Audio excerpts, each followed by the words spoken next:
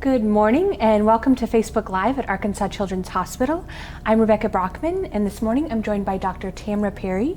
She is our Division Chief of Allergy and Immunology here at Arkansas Children's, and today we're going to be talking about summer asthma and allergies, preventions, what parents should look for, and how to know if your child has some symptoms and what they should do. So good morning. Good morning. Welcome. I always like to start with our mission. We champion children by making them better today and healthier tomorrow. So we definitely want to talk about summer allergies, but first, Dr. Perry, if you could just talk a little bit about what you do here and how you're involved in research as well. Sure. So I'm an allergist and immunologist. I see patients with allergies, food allergies, eczema, asthma, and also patients that have immunodeficiency in our clinical setting. And then if we have patients who are hospitalized for those types of illnesses, we see them in the hospital as well. For research, I primarily focus on asthma research, and one of the main focuses of my research includes implementing some innovation to help improve outreach to patients. We use telemedicine, which is virtual visits or virtual care for patients who live outside of our immediate area here at Children's Hospital. And we also use mobile applications or mobile apps to help patients manage their asthma. Excellent. That's awesome. It's neat to hear what you do on the clinical side, but also the research. Mm-hmm. So summer, kids want to be outside. They want to run. There's hiking. There's camping. But if a child does have asthma, summer months can be a little different. Is summer usually better or worse for a child with asthma? Well, it depends. Some patients experience fewer symptoms during the summertime because they don't have the colds and viruses that we sometimes associate with wintertime. However, some patients do have more trouble in the summer, particularly if they have summertime allergies. So grass pollen, for instance, is very high in the summer. So if patients have grass pollen allergy, they can experience more symptoms in the summer. Also, some patients with asthma are triggered by the pollution or high ozone days. You know, when we hear on the weather that this is a red day or red ozone alert, that can be a trigger for some patients with asthma.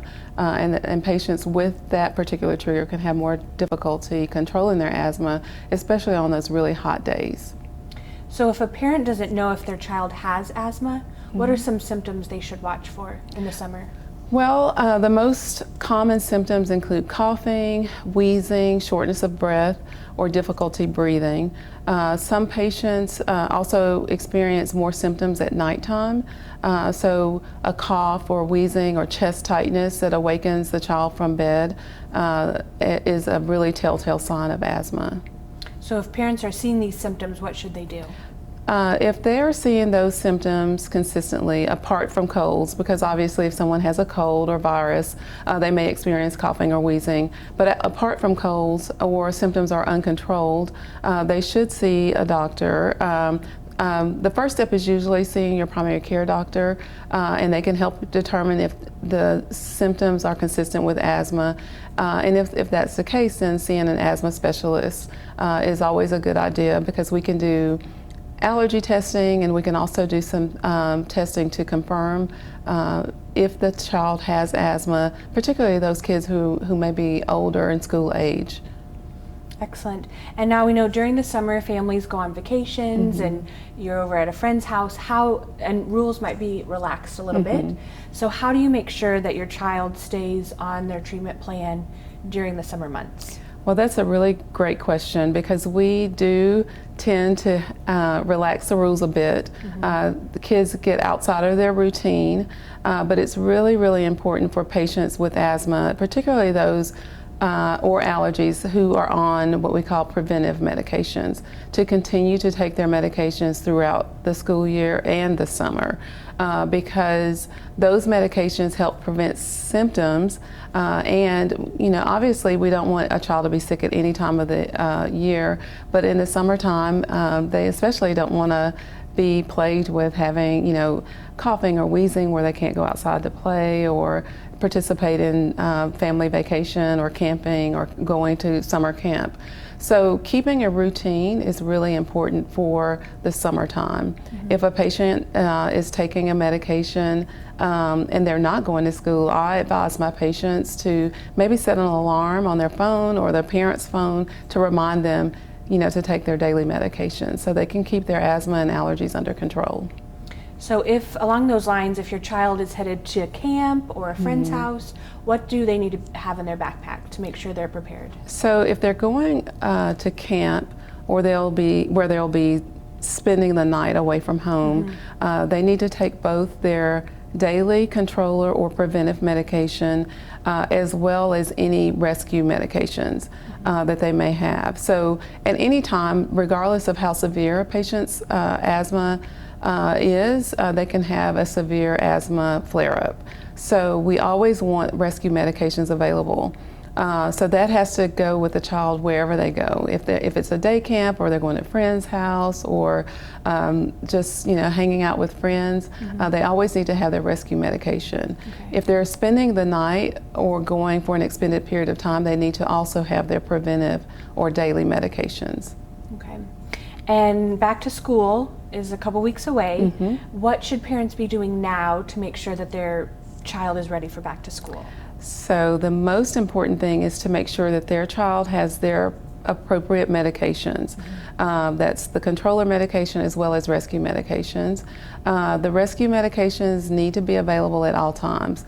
And most of the schools require an action plan. So if your child has asthma, your physician or provider should give you an asthma action plan so that if the child has symptoms at school, the school nurse or other school personnel will know how to treat the symptoms when they arise at the school. So every child needs to have a rescue inhaler, an asthma action plan for school.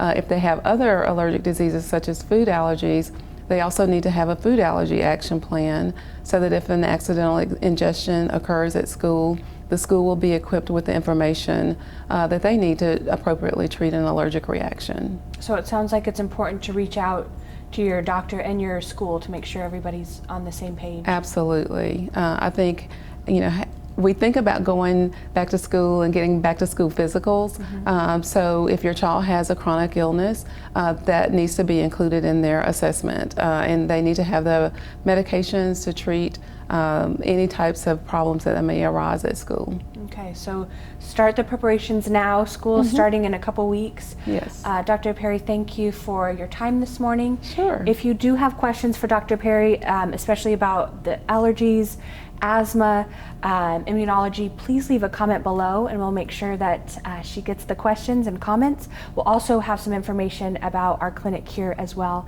if you're interested in making an appointment. So thank you for your time. Thank you so much. Enjoy the rest of your couple weeks of summer. Stay safe out there and make sure you're prepared. Thanks for watching.